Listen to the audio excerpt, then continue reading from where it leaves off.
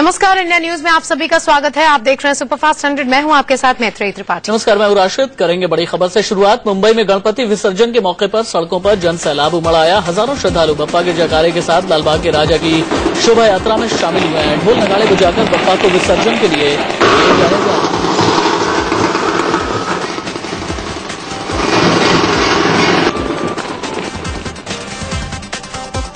कड़ी सुरक्षा के बीच लालबाग के राजा की शोभा यात्रा निकाली जा रही है। हजारों लोगों की भीड़ के बीच बीएसएफ के जवान और 4000 से ज्यादा मुंबई पुलिस के जवान तैनात किए गए हैं। चप्पे चप्पे पर चौकसी बरती जा रही है। मुंबई में आज गणपति विसर्जन को लेकर हाई अलर्ट जारी किया गया है। खुफिया एजेंसी से गणपति विसर्जन के दौरान गड़बड़ी की आशंका जताई गई थी। लालबाग के राजा के विसर्जन के दौरान खास निगरानी रखी जा रही है। मुंबई के हर इलाके में गणपति विसर्जन को लेकर सुरक्षा के कड़े इंतजाम किए गए हैं। शहर और समंदर किनारे हजारों पुलिस के जवानों को तैनात किया गया है। शहर की 49 सड़कों को बंद रखा गया है, तो वहीं 55 सड़कों का रूट डायवर्ट किया गया है। मुंबई में अलग अलग जगहों पर गणपति की शोभा यात्रा निकाली जा रही है। 10 दिन की पूजा के बाद आज करीब 6000 गणपति की प्रतिमाओं का विसर्जन होना है। समंदर किनारे 72 जगहों पर विसर्जन के लिए खास इंतजाम किए गए हैं। महाराष्ट्र के पुणे में गणपति विसर्जन के दौरान भव्य झांकी निकाली गई। ढोल नगाड़ों की गूंज के साथ लोगों ने भगवान गणेश की प्रतिमा को विसर्जित करने के लिए निकाला। पुणे में गणपति को विदा करने के लिए लाखों की संख्या में लोग सड़कों पर निकले। लोग नाच गाकर बप्पा के जयकारे के साथ गणेश की शोभा यात्रा निकाल रहे हैं। पूरे महाराष्ट्र में गणपति विसर्जन हो रहा है। नागपुर में भी श्रद्धालुओं ने 10 दिन की पूजा के बाद गणपति को विदाई दी और नदी तालाब में जाकर प्रतिमा का विसर्जन किया। दिल्ली में भी धूमधाम से बप्पा को विदाई दी गई। बाजे गाजे के साथ हजारों लोग बप्पा की शोभा यात्रा में शामिल हुए।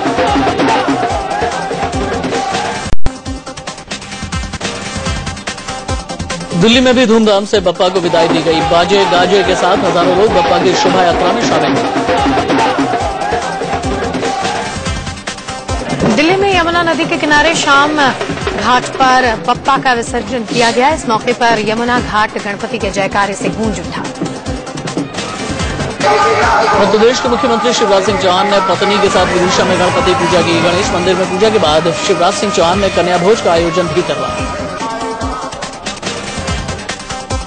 रुक बाढ़ की खबरों का। बाढ़ से बेहाल जम्मू कश्मीर की दिल दहला देने वाली तस्वीरें सामने आई हैं। हेलीकॉप्टर से ली गई इन तस्वीरों में बाढ़ का भयावह मंजर दिखाई दे रहा है।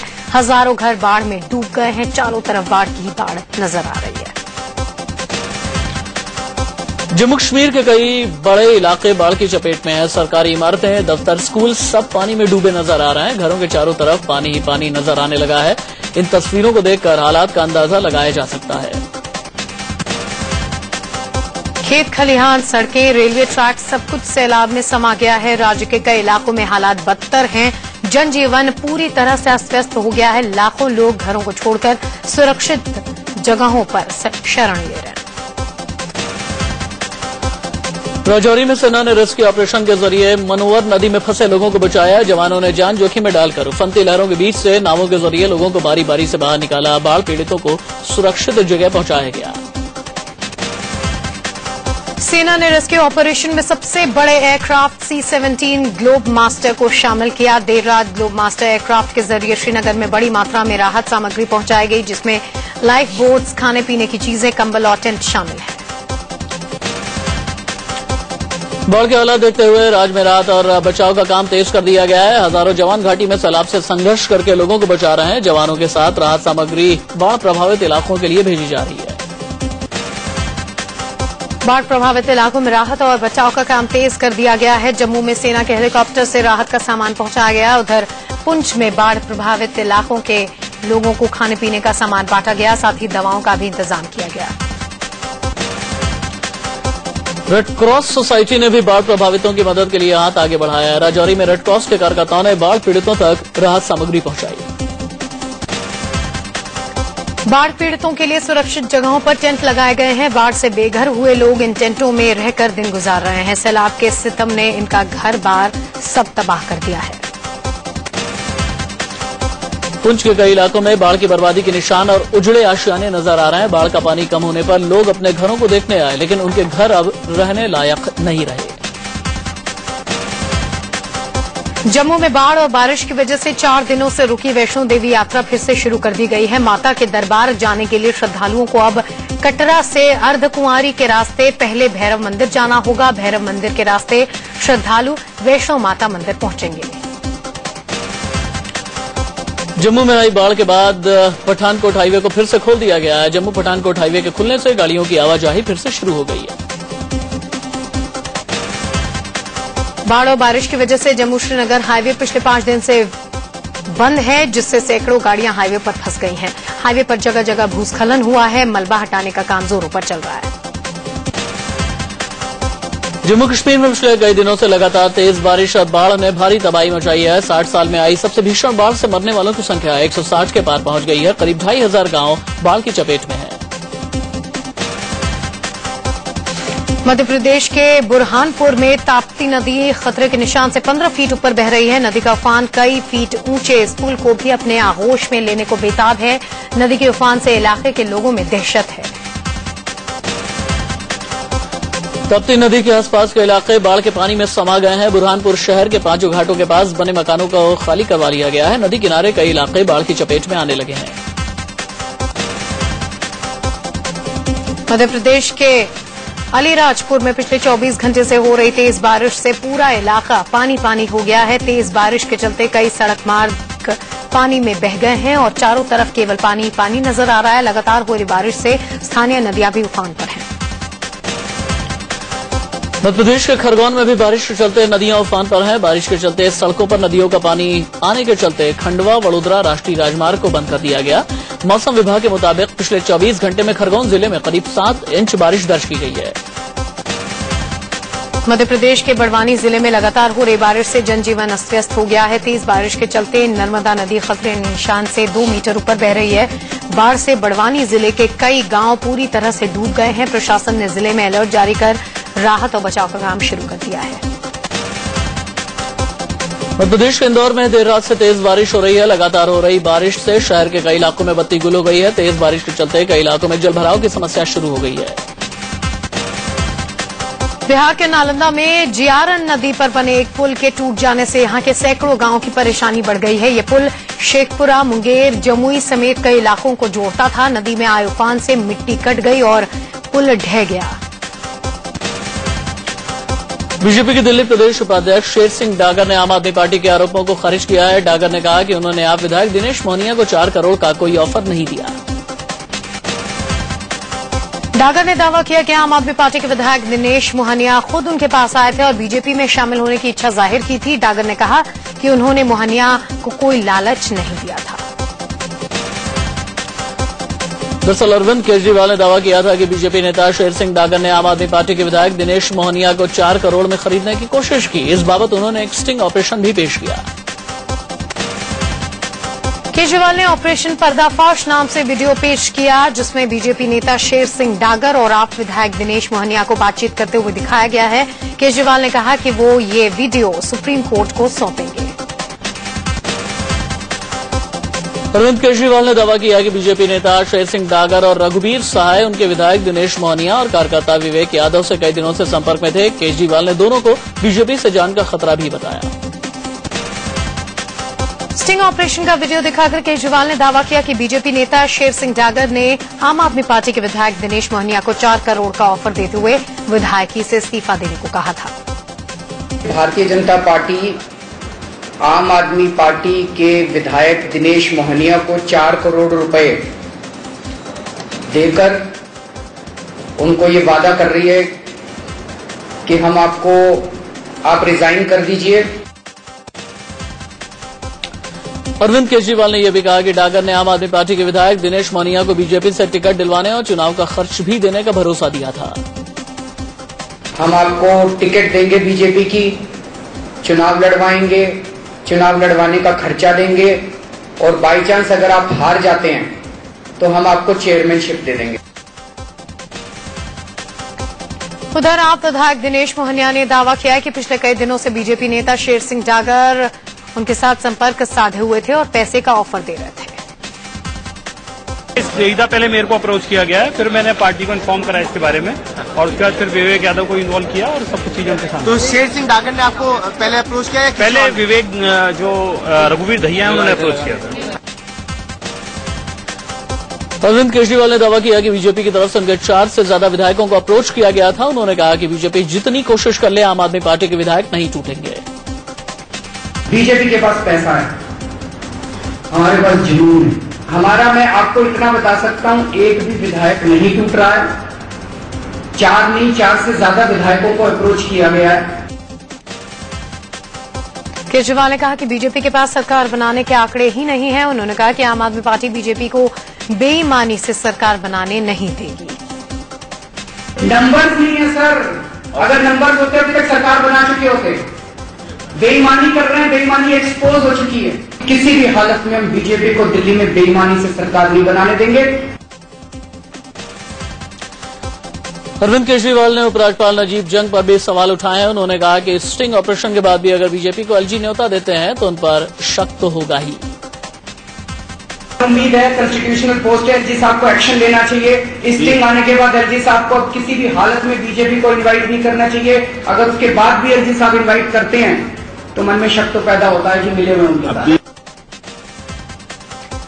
बीजेपी प्रवक्ता संबित पात्रा ने आम आदमी पार्टी के स्टिंग पर सवाल उठाए। उन्होंने कहा कि इस मामले की जांच होनी चाहिए। अरविंद केजरीवाल जी की राजनीति है वो शुरू से ही आरोप वाली राजनीति रही है।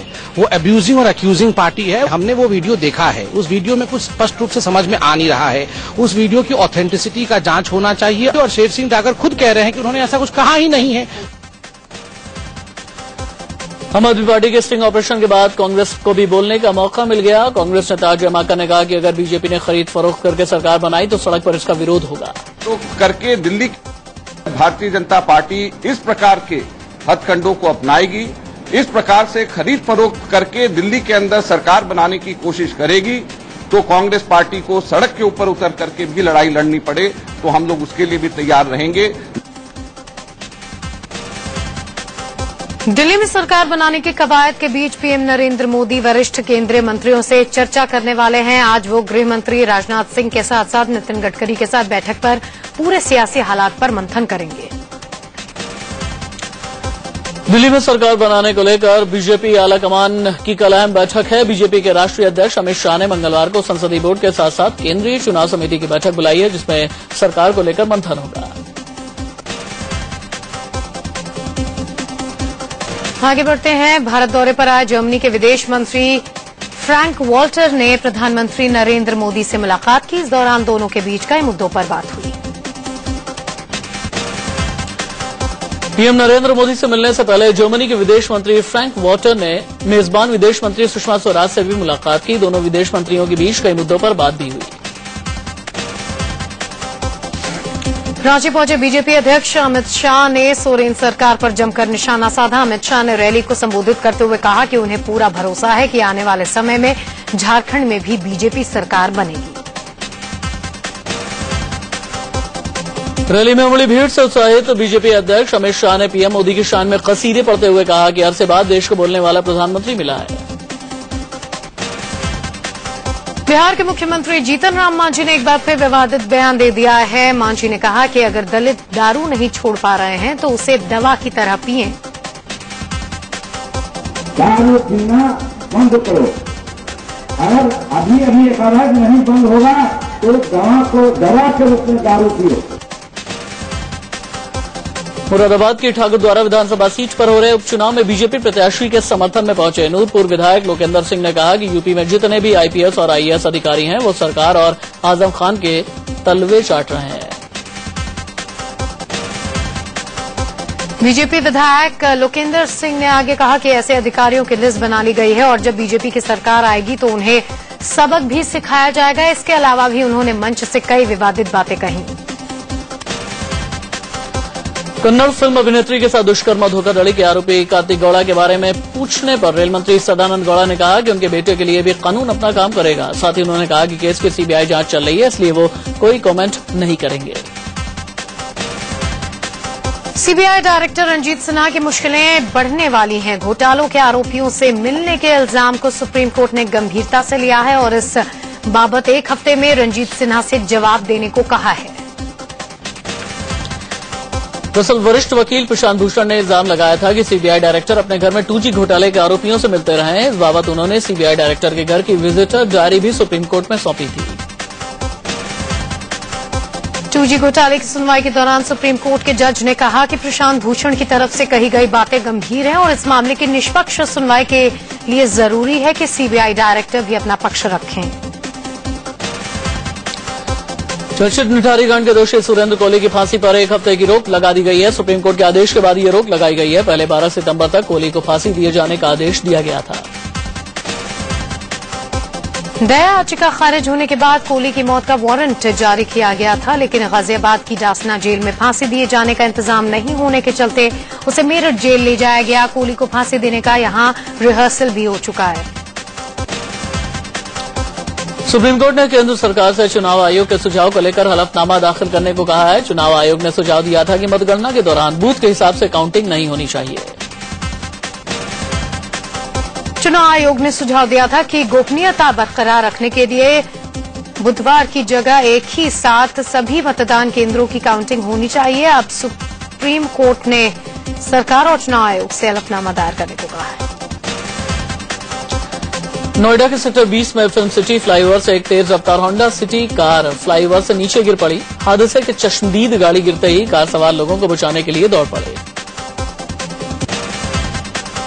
तेज रफ्तार कार कई फीट नीचे गिरने से चकनाचूर हो गई। आप देख सकते हैं कि कार के परखच्चे उड़ गए हैं। बताया जा रहा है कि एक दूसरी कार से टक्कर होने के बाद होंडा सिटी कार चला रहे शख्स का नियंत्रण कार से छूट गया। हैरानी और करिश्मे की बात यह रही कि इतना भीषण हादसा होने के बाद भी कार सवार शख्स को मामूली चोट ही आई। मौके पर मौजूद लोगों ने कार सवार को कैलाश हॉस्पिटल में भर्ती कराया। बिहार के छपरा में सरयू नदी में नहाते वक्त 3 लड़कियां डूब गईं। डूबने के बाद लड़कियों का पता नहीं चल पाया। इसी दौरान एक बच्चा भी सरयू में डूब गया था, जिसे मछुआरों ने बचा लिया। मौके पर पहुंची पुलिस ने लोगों को समझाने की कोशिश की तो वो भी लोगों के गुस्से का शिकार हुई। हंगामा कर रहे लोगों ने रेड लाइट एरिया में भी घरों पर हमला बोला। इलाके में तनाव के बाद पुलिस की तैनाती कर दी गई। बिहार के छपरा में एक बच्चे की मौत पर लोगों ने जमकर हंगामा किया। ये दर्दनाक हादसा बाईपास रोड पर हुआ। लोगों ने लाठी डंडे और ईंट से बच्चे को रौंदने वाली गाड़ी पर गुस्सा निकाला। मौत पर घंटों हंगामा चलता रहा। गुस्साए लोगों ने जो हाथ में मिला उससे गाड़ी के शीशे बोनट सब तोड़ दिया। हंगामा कर रहे लोगों ने रोड भी जाम कर दिया। काफी मशक्कत के बाद पुलिस ने लोगों को आश्वासन देकर शांत कराया। यूपी के इलाहाबाद में लोग उस समय सन्न रह गए जब एक लड़की ने दारोगा को सड़क पर सरेआम पीटना शुरू कर दिया। लड़की ने दारोगा की वर्दी भी फाड़ दी और दारोगा साहब बेबस खड़े नजर आए। मामला प्रेम प्रसंग का बताया जा रहा है। आतंकी संगठन इंडियन मुजाहिदीन त्योहारों के मौसम में राजधानी दिल्ली को दहलाने की फिराक में था। ये खुलासा हुआ है आईएस से जुड़े आतंकी एजाज शेख से। एजाज को दिल्ली पुलिस ने सहारनपुर से गिरफ्तार किया था। झारखंड में लातेहार में नक्सलियों ने रेलवे ट्रैक उड़ा दिया, जिसकी वजह से ट्रैक से गुजर रही मालगाड़ी पटरी से उतर गए। हादसे से ट्रेनों की आवाजाही ठप हो गई है। रेप मामले में घिरे धर्मगुरु स्वामी नित्यानंद का पोटेंसी टेस्ट किया गया है। सुप्रीम कोर्ट ने नित्यानंद का पोटेंसी टेस्ट करवाने का निर्देश दिया था। बेंगलोर के विक्टोरिया अस्पताल में कड़ी सुरक्षा के बीच नित्यानंद का पोटेंसी टेस्ट कराया गया। एमपी के इंदौर में 6 साल की बच्ची से दुष्कर्म हुआ। मामला राजेंद्र नगर थाना के बिजुलपुर इलाके का है। बच्ची को अस्पताल में भर्ती कराया गया है। पुलिस ने मामला दर्ज कर लिया है। यूपी के बांदा में 15 साल की एक छात्रा का कुछ बदमाशों ने अपहरण कर लिया। छात्रा अपनी मां के साथ घर से बाहर निकली थी कि अचानक टाटा 407 से आए कुछ बदमाशों ने छात्रा को अगवा कर लिया। छात्रा के घर वालों की शिकायत पर पुलिस ने 3 लोगों के खिलाफ अपहरण का मामला दर्ज कर लिया है। फिलहाल अपहरण के लिए इस्तेमाल की गई टाटा 407 गाड़ी को पुलिस ने बरामद कर लिया है, लेकिन आरोपी फरार है। अलीगढ़ के हदुआगंज में एक लड़की ने सिपाही पर एमएमएस बनाकर ब्लैकमेल करने का आरोप लगाया है। लड़की का आरोप है कि रोहित नाम का सिपाही एमएमएस को नेट पर डालने की धमकी देकर दोस्ती का दबाव डाल रहा है। पुलिस ने केस दर्ज कर लिया है। हरियाणा के पलवल में टीचर्स डे के दिन 3 टीचरों ने स्कूल में मिड डे मील बनाने वाली महिला को ब्लू फिल्म दिखाने का मामला सामने आया है। हेडमास्टर महिला से मामला दबाने का दबाव डाल रहा है। नाराज लोगों ने स्कूल का घेराव किया। आगरा में 3 बच्चों की मां अपने से कम उम्र के लड़के के साथ फरार हो गई। गुमशुदगी का मामला दर्ज किया गया है। महिला पहले ही साफ कर चुकी है कि वो प्रेमी के साथ ही रहना चाहती है। छत्तीसगढ़ के बालोद बाजार में एक ही परिवार के 4 लोगों की हत्या से हड़कंप मच गया। बिलाईगढ़ के नगरदा गांव में 32 साल के कारोबारी धनेश्वर साहू, उनकी बीवी, भाई और मां की बेरहमी से हत्या कर दी गई। हत्यारों ने परिवार के 2 बच्चों को जिंदा छोड़ दिया है। राजस्थान के झालावाड़ में पुलिस ने छापेमारी कर अवैध जुए के अड्डे का खुलासा किया। पुलिस ने ठिकाने से बड़े घर के 18 लड़कों समेत 7 लड़कियों को गिरफ्तार किया। इनके पास से हजारों के नकदी समेत 10 लग्जरी गाड़ियां भी बरामद की गई। यूपी पुलिस ने बरेली से 50,000 के नकली नोटों के साथ 2 लोगों को गिरफ्तार किया। पकड़े गए लोगों दोनों अभियुक्तों का नाम सद्दाम और फहीम के पास से 100 के नकली नोटों की गड्डी मिली है। पुलिस दोनों को हिरासत में लेकर पूछताछ कर रही है। लखनऊ में सिविल अस्पताल में कुछ लोगों ने बहस के बाद अस्पताल के डॉक्टर की जमकर पिटाई कर दी। विवाद एक मरीज के अस्पताल में भर्ती करने को लेकर शुरू हुआ। इसके बाद दबंगों ने डॉक्टर को जमकर पीटा और उसकी कार तोड़ दी। पुलिस मामले की जांच कर रही है। भिलाई के सेक्टर 6 में एक कपड़ा दुकान में लगी आग से लाखों का माल जलकर खाक हो गया। घंटों की मशक्कत के बाद दमकल विभाग की टीम ने आग पर काबू पाया। आग लगने के कारणों का भी खुलासा नहीं हुआ है। असम के काजीरंगा राष्ट्रीय उद्यान में पिछले 3 दिन से कीचड़ में फंसे एक गेंडे की मौत हो गई। 5 फीट गहरे कीचड़ के गड्ढे में फंसे गेंडे के रेस्क्यू में वन विभाग की टीम पर लापरवाही का आरोप लग रहा है। दिल्ली के आनंद विहार के यमुना स्पोर्ट्स कॉम्प्लेक्स में गुरलक गुरु पवन सिन्हा ने महासत्संग किया। 3 दिन तक चले आयोजन के समापन में श्रद्धालुओं की भीड़ उमड़ पड़ी। गुरलक गुरु पवन सिन्हा ने धर्म के कई पहलुओं के बारे में जानकारी दी। वहीं उन्होंने सत्संग में आए लोगों से बात कर उनके सवालों के जवाब भी दिए। प्रवचन सुनने आए लोगों ने बताया कि गुरलक गुरु ने उनकी कई समस्याओं का निवारण भी किया।